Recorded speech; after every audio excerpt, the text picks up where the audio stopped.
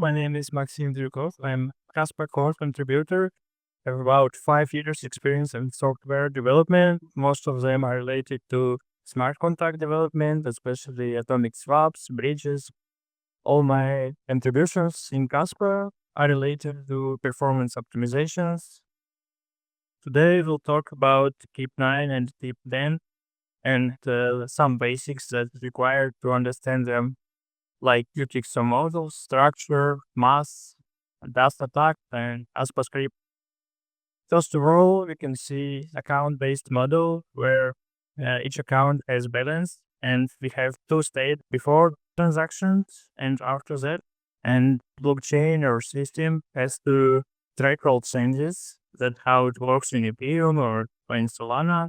And in case of UTXO model, like in Bitcoin or Casper, we have unspent transaction output, meaning UTXO that can be measured, can be splitted. And for example, to send 50 cas, we have to merge two UTXOs of SAP1, and only after that we have enough Casper to send 50 Casper. And we also have UTXO change that goes to first SAP. That's how it works. And blockchain or block dark can track only UTXOs, the UTXO set. That's a set of all UTXOs that exist at this moment. And only Coinbase can make new money. That's why you can just check UTXO set to be sure that everything is correct. And let's look into UTXO structure. So it consists of two parts, UTXO key and UTXO entry or value, where UTXO key is transaction ID plus index. So any transaction can make as many outputs as it needs. So that's why we need index here. UTXO entry obviously contained amount, script public key, which is kind of owner of this UTXO that defines the logic of spending UTXO. Look, the TA scope doesn't matter what is it. In this presentation, we will not tell anything about this. And Coinbase flag, meaning if UTXO was produced by Coinbase transaction. So Steve public key has version, which is right now always equal to 0, and payload. Payload has information about standard and which standards use. So right now in Kaspa we have 3 standards of scripts. Pay to PubKey, pay to PubKey ECDC, that's another signature scheme, and pay to script hash.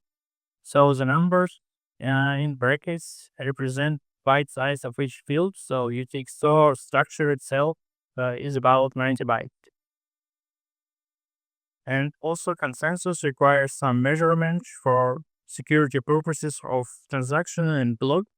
Before KIP-9, we have only one kind of mass for transaction and for block, which is equal to size in bytes of transaction,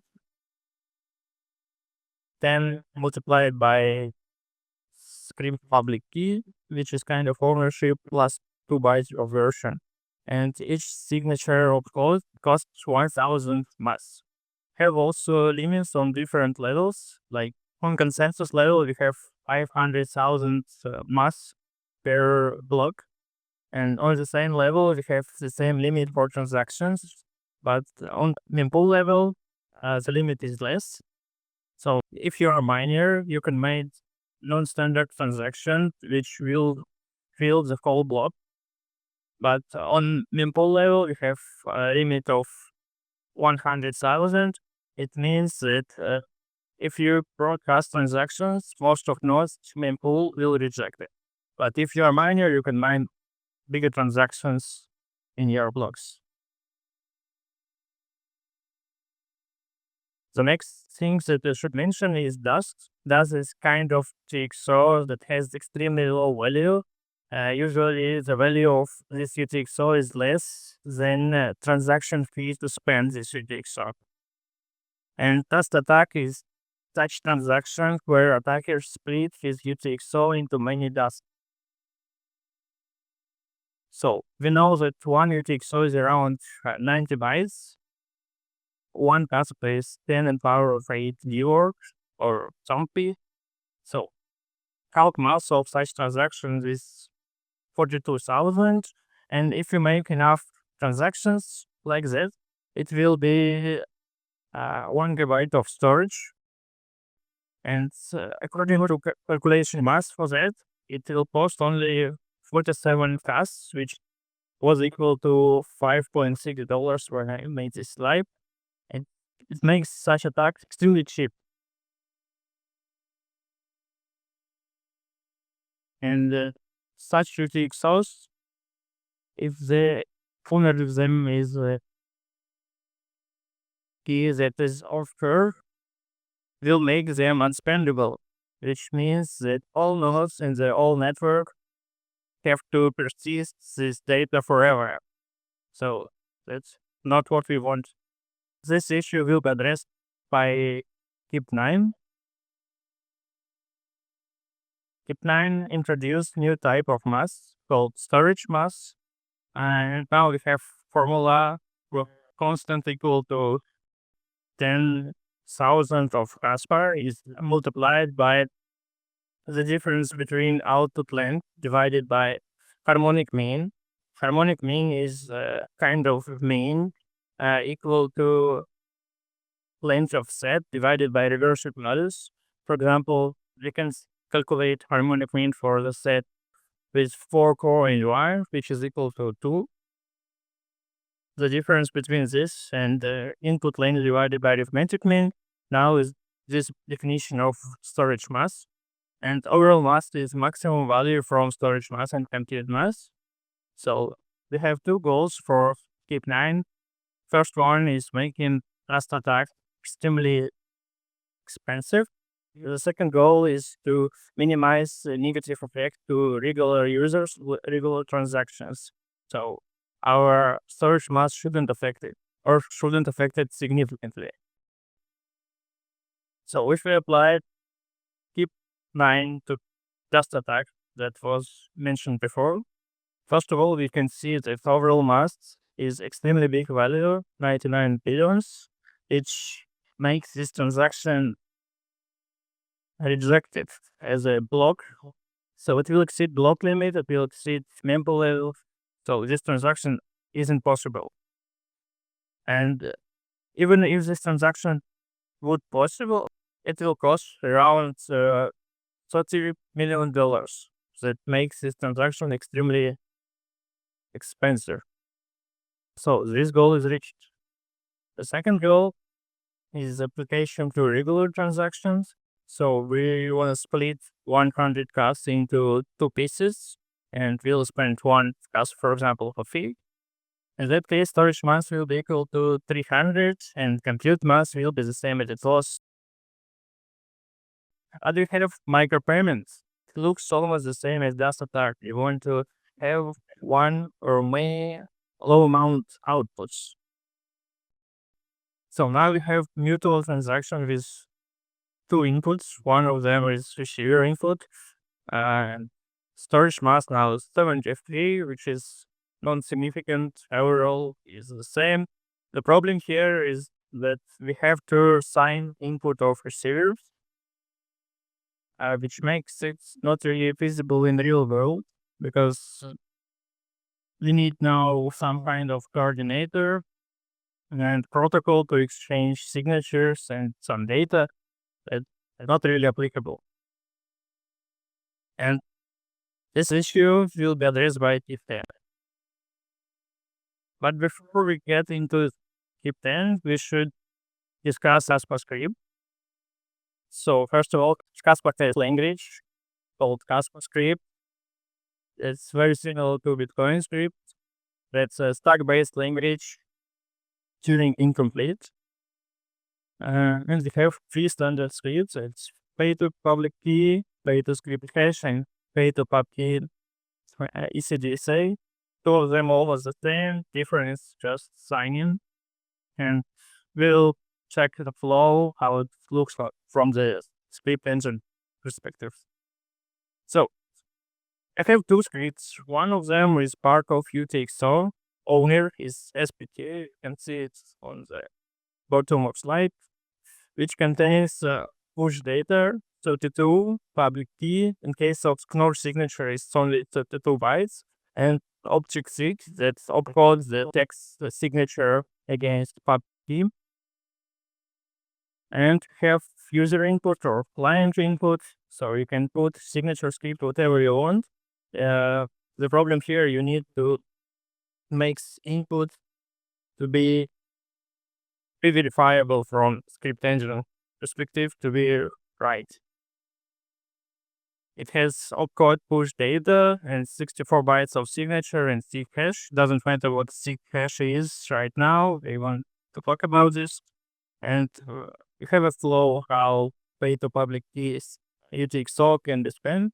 First of all, script engine executes signature script. It just pushes signature onto stack.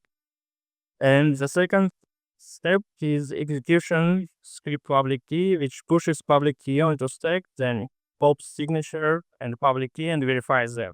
So the result of the script is bool value that determines if UTXO can be spent or not. And we also have create a script cache flow, which is a little bit more interesting or complicated. Now we have some redeem script params, which depends on the script itself, and push data and redeem script. So push data depends on the size of the redeem script. Redeem script is a user-defined logic or developer-defined logic and uses all of codes that it can use. Script public key here uses hashing and hash of script and checks if hash equal to expected value. So let's look into expanding flow. So first of all, script engine execute signature script. It pushes redeem arguments and pushes redeem script as a real bytes, as some block of data. Then it executes script public key. So it pops script from stack, calculated hash, and push expected hash, and push actual hash on the stack. So then we use part of script public key, which pushes actual hash onto stack. Then we put two hashes, compare them, and put bool value onto stack. Now script engine pulls bool value. If bool is equal to false, transaction will be failed. You're not able to spend this UTXO. Then script engine restores stack from the first step when it have only a script, two arguments, and executes it. Actually, first of all, it pops the script and interpreted as the array of opcodes, not just a blob like it was at first step. And during execution, actually by the end of execution, we have the value equal to true or false. So is it allowed to spend UTXO or not? That's how it works. So wait a script hash spending flow eventually can execute three scripts, which is signature script, the public key, and the script that was part of input data of signature script. And now we can talk about the goal for KIP-10. Actually, the behavior of KIP-10 should be the same as in account-based models. So we have state before transactions, we have state after transactions, and to spend some costs from sender account, we don't need any signature from receiver. That's the goal.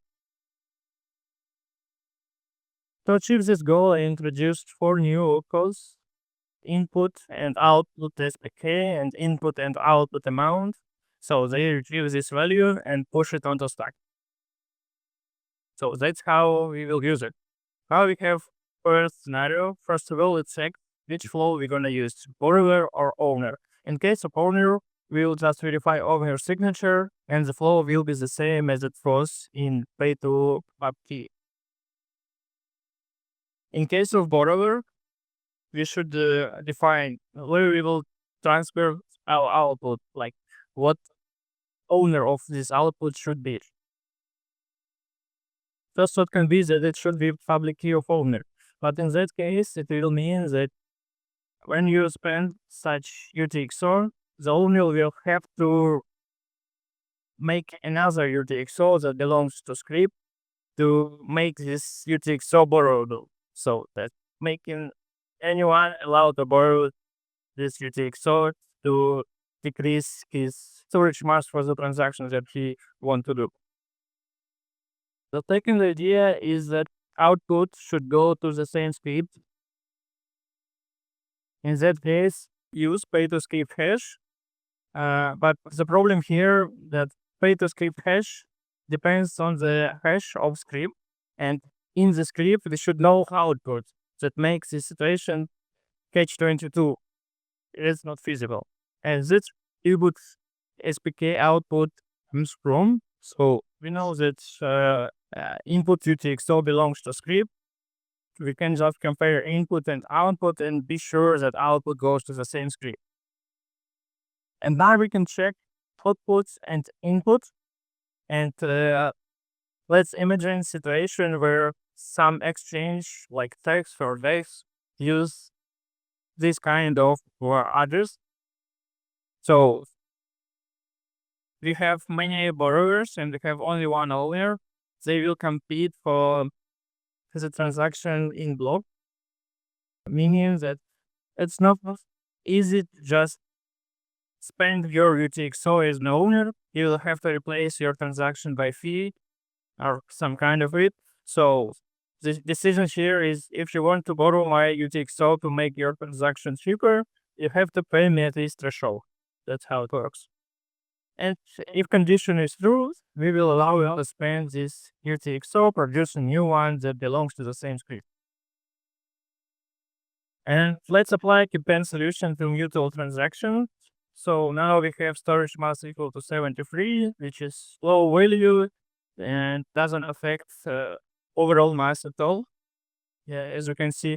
And the problem, a little problem here is that compute mass could be less because receiver don't need to sign by all input, but signature operations here should be one because that's how Bitcoin and Kaspa calculates signature opcodes. It just calculates all signature opcodes in the script. It doesn't care about branching, like owner branch and borrower branch doesn't matter. You have to say how many signature opcodes exist in the script, which makes multi-signature transactions more costly than it should be. KIP-10 transactions also affected by this. And also we can apply KIP-10 to general flow of Coinbase. I mean, flow of Coinbase generation. That's how it was working right now before we introduced KIP-10. So each Coinbase makes new UTXO and storage grows during the time. But with KIP-10, we will be allowed to consume UTXO from previous Coinbase to produce new one. It will have positive effect on storage. Storage will be constant in that case, and the value of UTXO will grow. And we have some challenges in wallet adoption, for example. If we know the script and we know hash function, we can easily derive address, and we can convert address to SPK and vice versa. But due to nature of hash function, it's irrecoverable. So we can't, if we know only address of such script, we are not able to derive script. But int of transaction requires us to put all needed arguments and the script itself.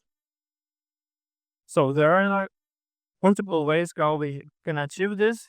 First of all, if we know pub key and threshold and some standard templates that can render the script, with these values, we can just pay the script hash and we know all data that we need to spend UTXO.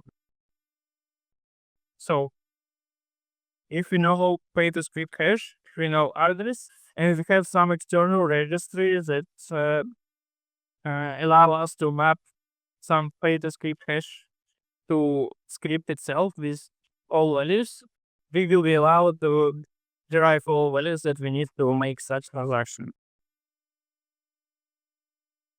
And something we lack right now is the support of 8-byte integer arithmetics in script engine. So if we apply KIP-10 right now, it will be allowed to subtract, add, and make other much operations with value of Kaspa that less than 3 Kaspa. Because right now we have integer arithmetics 4 bytes for integers, which is not enough for general use. So another optimization or reward, it can be done with signature calculation that will make multi-sig transactions and keep 10 transactions less costly. That's actually how it should work from the start, in my opinion. And wallet adoption is the most challenging part. So each wallet have to work with script, science scripts. Science script requires knowing the script standard and some arguments. Also, migration from one wallet to another wallet requires the knowledge, and this is the biggest challenge. So that's it. That's all what I wanted to share in this presentation. Thank you for your attention.